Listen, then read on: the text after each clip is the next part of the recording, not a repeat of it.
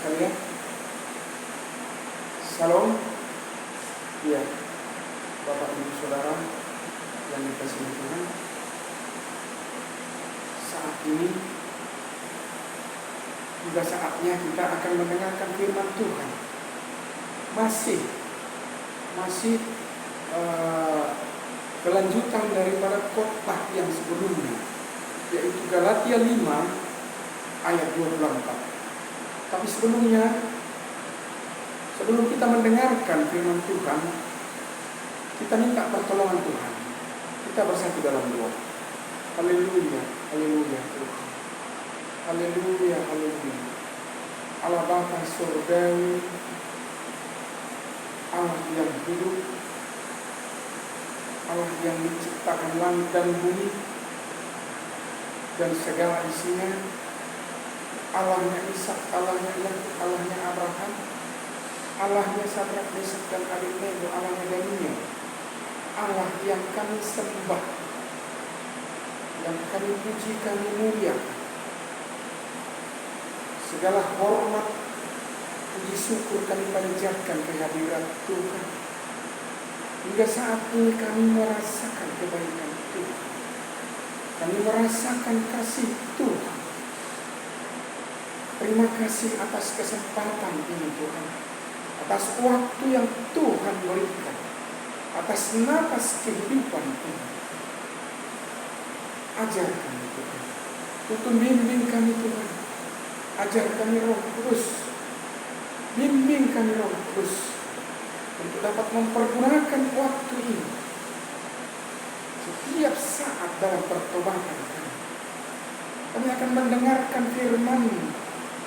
Berkati kami, buka hati dan pikiran kami, campur tangan-Mu dalam kehidupan kami.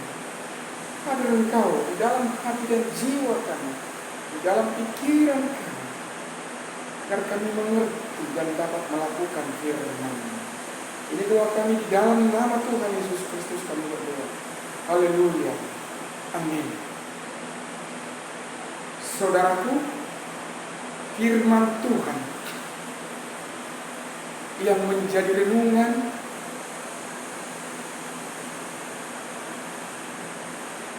dan yang menjadi kehidupan kita masih lanjutan dari firman Tuhan, renungan yang sebelumnya, yaitu dari Galatia 5 ayat 24. Mengapa demikian saudara? Sampai firman ini sampai 3 kali pertemuan atau 3 sisi. Ya saudara, setelah saya semakin merenungkan firman ini, walaupun hanya 1 ayat, ternyata firman ini begitu luas cakupannya, begitu mengagumkan, luar biasa saudara. Saya yang telah memberikan contoh dalam firman ini, tapi sebelumnya kita akan membaca firman ini. Galatia 5 ayat 24. Barang siapa menjadi milik Kristus, ia telah menyalibkan daging dengan segala hawa nafsu dan keinginan.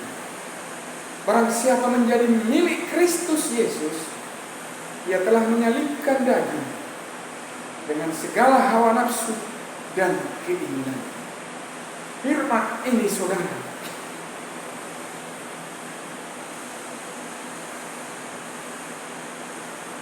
perlu untuk kita renungkan dengan sungguh-sungguh.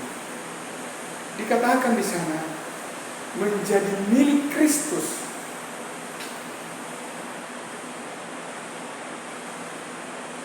Sebagaimana saya telah mengutarakan 1 contoh kemarin sebagai bahan untuk kita mengerti firman ini, yaitu antara majikan dengan pembantu saudara, mengenai milik Seorang majikan yang punya pembantu yang bernama si A, sudah barang pasti bahwa majikan ini berhak dan memiliki pembantu si A tersebut. Tapi si pembantu yang bernama si A tadi belum pasti dia memiliki majikannya.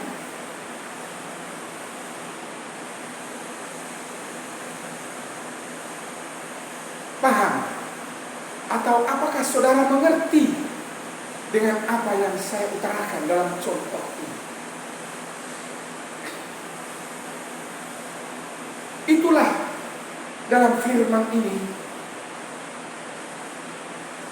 mengatakan bahwa setiap atau barang siapa yang menjadi milik Kristus Yesus,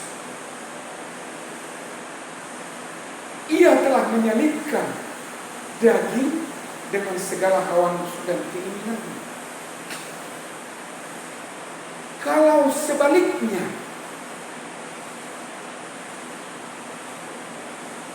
kalimat dari firman ini kita putar atau kita buat sedemikian rupa, artinya barang siapa menjadi milik Kristus Yesus, ia telah menyalibkan daging dengan segala hawa nafsu dan keinginannya. Berarti barang siapa yang tidak menyalibkan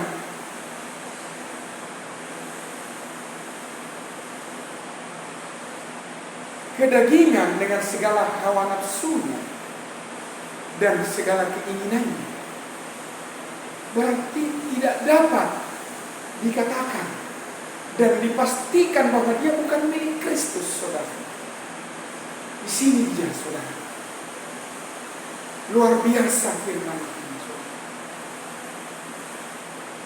Kita tidak boleh hanya perkataan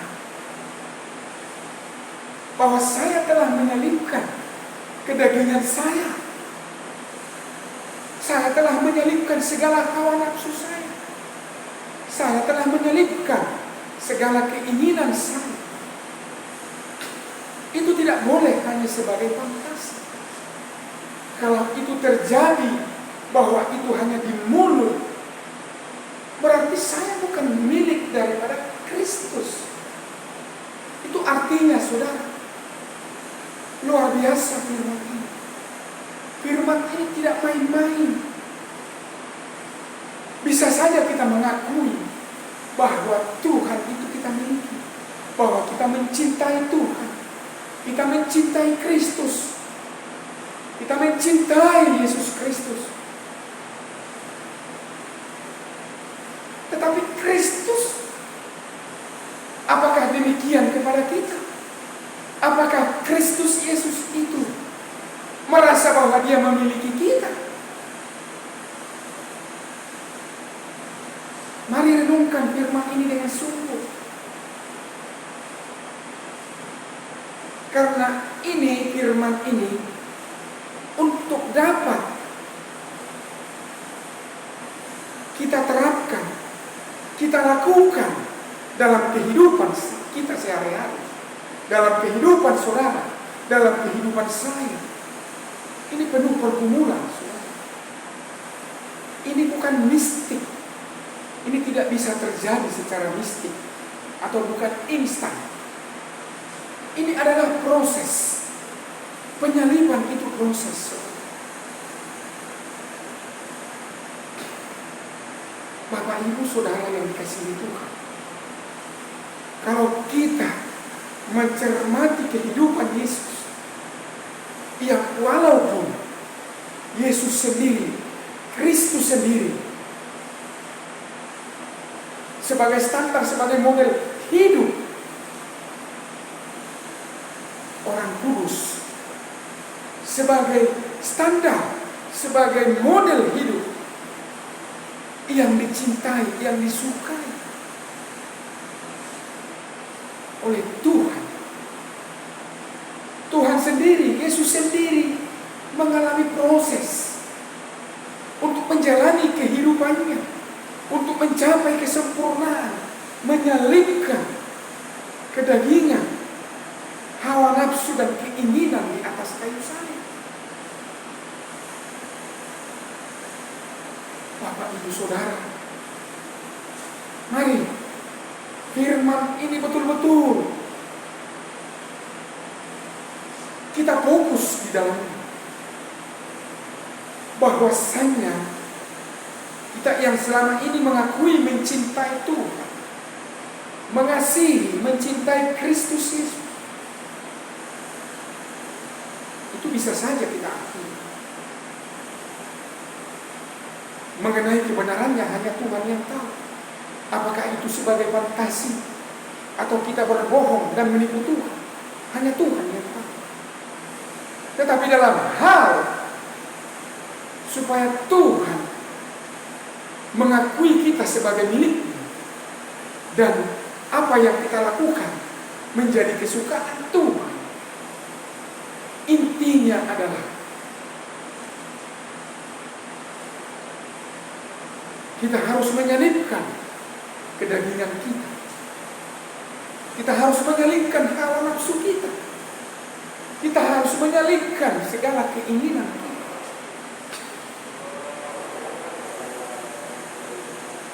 Lah, kalau demikian, bagaimana kita tahu kalau saya dan saudara telah menyelipkan kedagingan, segala hawa nafsu dan keinginan saya, keinginan saudara? Dari mana itu kita ketahui? Dan bagaimana kita mengetahui bahwa Kristus Yesus telah memiliki kita? Saudaraku, untuk mengetahui bahwasanya kita telah menyalipkan kedagingan kita dan segala hawa nafsu kita dengan segala keinginan, itu bisa kita buktikan, bisa kita lihat bahwa dalam segala pemikiran, dalam segala perasaan, karakter, dan kehendak, ataupun perbuatan, semuanya harus sama dengan pemikiran, perasaan, karakter, kehendak, dan perbuatan Kristus Yesus. Jadi tidak bisa dibohongi, saudara.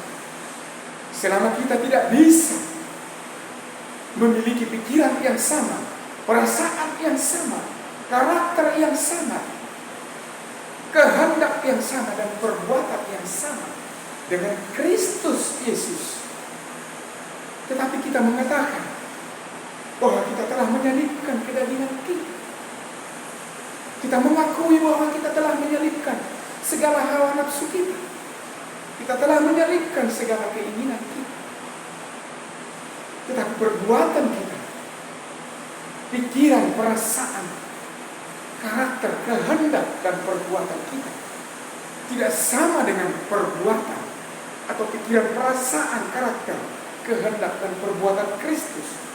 Berarti kita adalah pembohong dan kita telah menipu Tuhan. Luar biasa, saudara.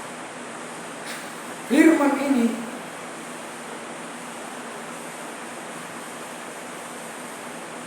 berat, memang, saudara. Bukan hanya berat, sangat berat, sangat sulit. Bahkan ini mustahil. Mustahil, saudara. Tetapi karena ini adalah kesukaan daripada Tuhan, sebagaimana Yesus Dan hanya Yesus yang telah melakukannya. Dan karena itulah Tuhan mengaku bahwa Yesus adalah anak kesukaannya. Dan kita pun akan dimampukan untuk melakukan hal ini. Menyelipkan kedagingan kita dengan segala hawa nafsu dan keinginan kita. Karena apa, saudara? Karena bagi Dia tidak ada yang mustahil.